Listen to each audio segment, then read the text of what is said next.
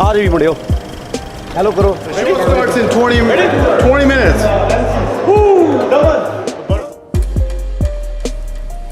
It starts from the mind every time, from this place of complete blankness, right?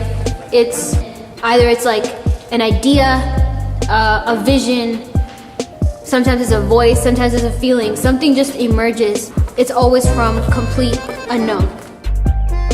And that's the beautiful thing about ideas, is that they're conceived in the mind before they actual become reality in the material world.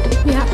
This was an idea that we had, and we sat on it for so long, always wondering what would people think of this idea, how would everyone perceive it, and we sat with that fear. And that was a deep fear that I personally had before we dove into this idea that what will my friends think of me? What will my family think of me? Will it have impact? Will I be successful? Let's test that again. The thing is that every single time you do try to execute an idea, it's like all these fears pop up, all these excuses, all these thoughts, and you kind of don't have control over them. Only thing you can really do is accept them. That was one of our biggest fears when we were thinking about executing this idea. We were always thinking about how will people perceive it. You know, our inner selves were really, holding us back from executing this idea, considering that there are no other all-live Bhangra and Giddha competitions. And BABG is an all-live competition. Everything produced on the stage, music, performances, it's all live on stage.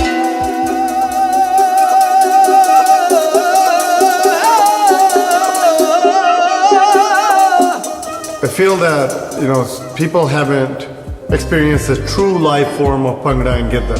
To do the traditional form in today's age where everything is modernized is unconventional. So we're actually being different and unconventional now by bringing tradition into the present moment.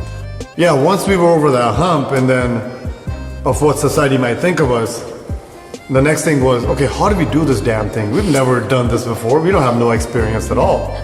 And do you remember it was like, we were like 2 weeks out and like we had no idea what we were doing, and we were like talking to each other, we're like, who the heck's gonna host the show? Yeah. Oh yeah. And then, yeah, I know. And then I remember we were so stressed out and we're like, oh my God, how are we gonna do this? And someone suggested, and they're like, hey, why don't you guys do it? You guys are outspoken, you guys can speak in public. Why don't you guys do it yourself? Yeah. And then we decided to do it. And here we are. I think the most important part is that art is being made on both sides of the stage. And the whole process itself is art. And art can't be put in a box. Although society may try to push against it, we must stay true to our vision. Yeah, because actually if you try to confine it or confine the creative process, what the result is actually not art. So art can't actually be confined. People have given us some great feedback, some really interesting feedback on how we should run our show, how we should MC, how we should dress, and how we should speak. But what we realize is we have to remain authentic in considering all feedback.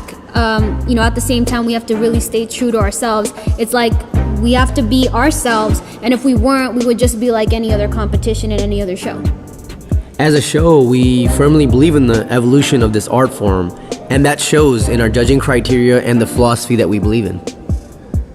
We've realized in the process of putting together this competition that this whole thing is really an expression of ourselves. We haven't built a multi-million-dollar company or a feature film yet, but the base formula is the same, that passion drives change.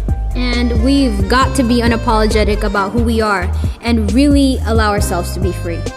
It starts with accepting our fears and doubts and breaking through the chains with perception. Perception.